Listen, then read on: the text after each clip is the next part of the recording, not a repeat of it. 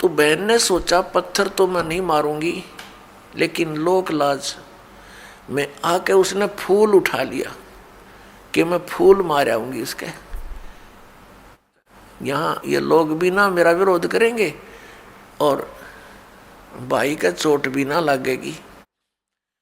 उसने फूल मारा, फूल मारते ही वो रोने लग गया, बहुत बुरी तरह रोने लगा। तब सिमली ने कहा कि भाई लोग तेरे पत्थर मार रहे थे, उनके पत्थरों से नहीं रो रहा था और तू मेरे फूलते रोने लग गया। अरे ये कोई चोट थोड़ी लगी तुझे? उसने कहा सिमली ये तो अनजान थे, इनका मुझे दुख नहीं था, तू तो परिचित थी मैं किसके ऊपर फिदा हो रहा हूँ। और तेरा हाथ कैसे हो गया नालायक मेरी तरफ?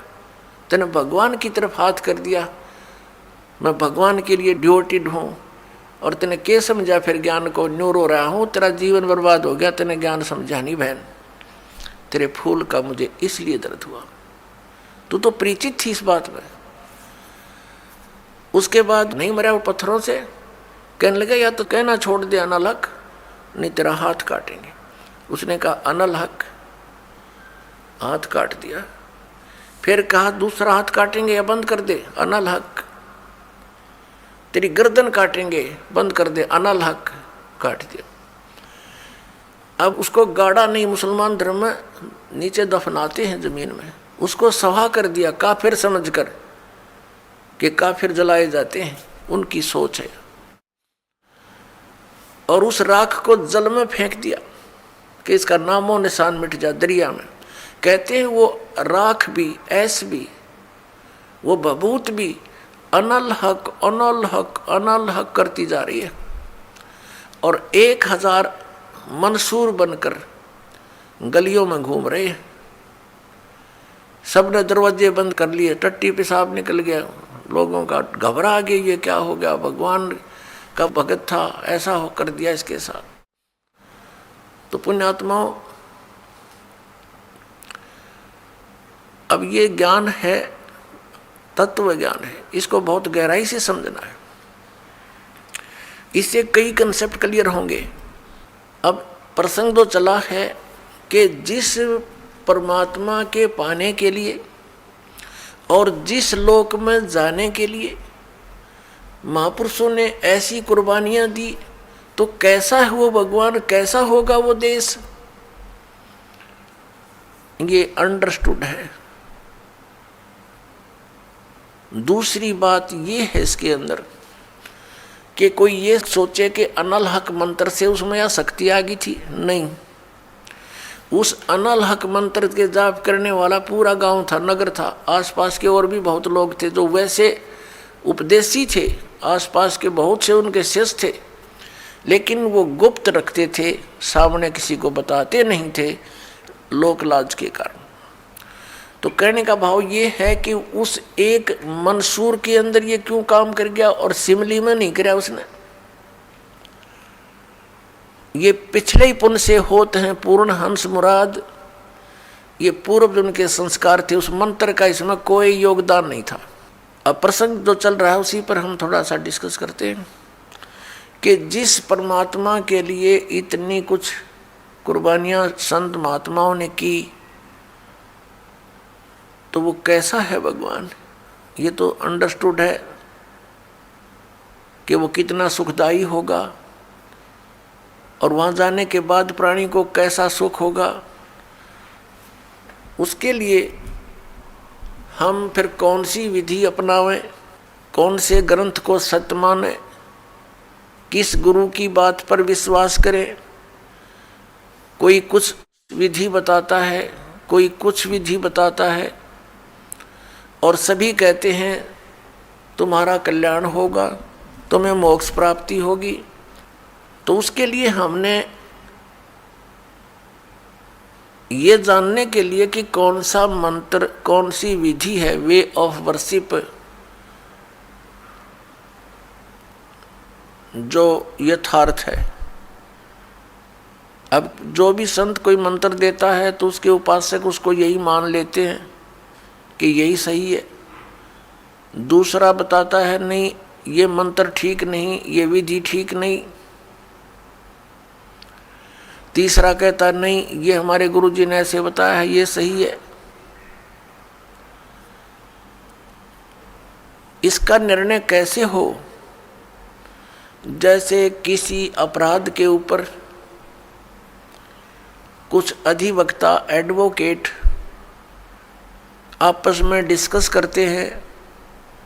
एक कहता है इस अपराध के ऊपर ये धारा लगेगी, दूसरा कहता नहीं इसकी ये धारा बनती है, इसका ऑफेंस इस धारा के अंतर्गत है, तीसरा कहता नहीं इसके ऊपर ये अन्य धारा लगेगी। तो उन तीनों का फैसला कहाँ होगा कि कौन सी धारा के अंतर्गत ये ऑफेंस है? वो संविधान के अंदर देखा जाएगा, और संविधान के अंदर जो लिखा है वो फाइनल है, वो धारा उसी के अंतर्गत वो ऑफेंस है, तो उसके ऊपर वही धारा होगी और उसी के आधार पर उस पर कार्रवाई कोर्ट में होगी, वो सही है। ठीक इसी प्रकार हमारे पवित्र जो शास्त्र हैं, सदग्रंथ हैं, ये सभी शास्त्र हैं जैसे पवित्र पांचों वेद। चार वेद तो ये वेल नोन है, ऋग्वेद, सामवेद, यजुर्वेद, अथर्ववेद। एक पांचवा वेद है, वो स्वयं परमेश्वर के द्वारा अपने मुख कमल से बोला जाता है। प्रत्येक युग में परमात्मा अपने उस तीसरे मुक्ति धाम से यानी सतलोक से चलकर आते हैं और अपने मुख कमल से उस यथार्थ ज्ञान पांचवें वेद को बोलते हैं। वो लिपिबद्ध कर लिया जाता है, वो पांचवा वेद होता है, वो कबीर वाणी है, वो परमेश्वर के मुख कमल से निकली सच्चिदानंद घन ब्रह्म की वाणी है।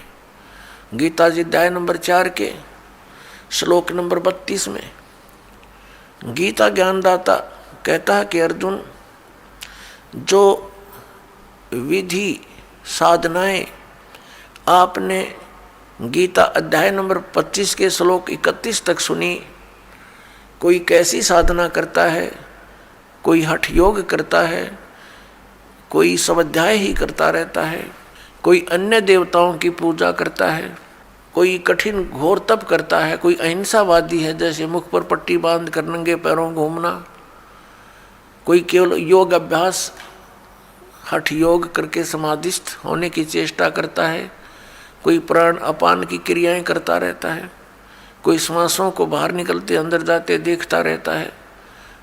इस प्रकार से सभी साधक अपनी अपनी साधनाओं को वो पाप नाश करने वाली जानते हैं, मोक्षदायक मानते हैं।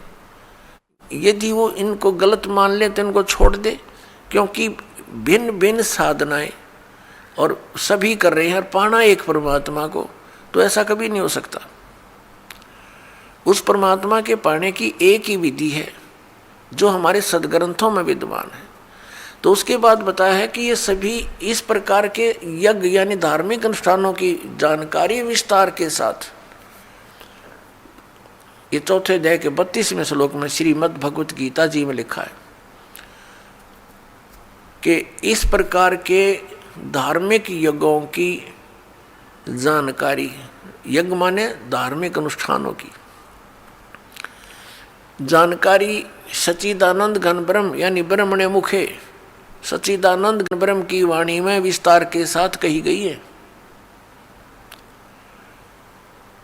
और उसको जानने के उपरांत फिर तू सभी कर्म बंधन से मुक्त हो जाएगा। चौथे अध्याय के 34वें श्लोक में कहा कि वो तत्व ज्ञान जो परमात्मा ने अपने मुख कमल से बोला है वो तत्व ज्ञान है। उस तत्व ज्ञान को तू तत्वदर्शी संतों के पास जाकर समझ। वो तत्वदर्शी संत तुझे उस परमात्म तत्व का ज्ञान कराएंगे। इससे एक तो ये सिद्ध हो गया कि गीता ज्ञानदाता कंप्लीट नॉलेज, स्पिरिचुअल नॉलेज नहीं रखता। उसने ऑप्शन छोड़ दिया कि वो यथार्थ ज्ञान उस परमात्म तत्व का 18वें अध्याय के 62वें श्लोक में गीता ज्ञानदाता जिस अन्य परमात्मा की शरण में जाने को कह रहा है, उसकी जानकारी कहते हैं उस तत्वदर्शी संतों के पास जाकर समझ वो बतावेंगे, गीता ज्ञानदाता नहीं जानता। तो वहां क्या बताया है कि वो सच्चिदानंद घनब्रह्म की वाणी वो सूक्ष्म वेद है। यहाँ गीतानुवाद कर्ताओं ने चौथे अध्याय के 32वें श्लोक में अनर्थ कर दिया। ब्रह्मणे मुखे एक शब्द है इसके अंदर मूल पाठ में, उन्होंने इसका अर्थ गलत कर दिया, वेद की वाणी लिख दिया। नहीं, वेद ज्ञान तो गीता ज्ञानदाता बोल ही रहा है, जिनको तुम वेद मानते हो, चारों वेदों का एक सारांश है ये श्रीमद् भगवद गीता। कोड वर्डों में है, अधिकतर संक्षेप में है, तो वो तो बोल ही रहा है। वो खुद कह रहा है कि